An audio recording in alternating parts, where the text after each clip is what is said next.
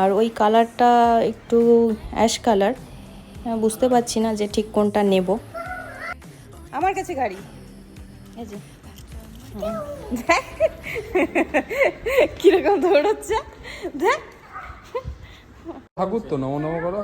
হ্যাঁ নমো নেবে। আর এই সেন্টার টেবিলটা নিলাম সোফার সামনে রাখার জন্যে। শোপিসগুলোও সুন্দর সুন্দর।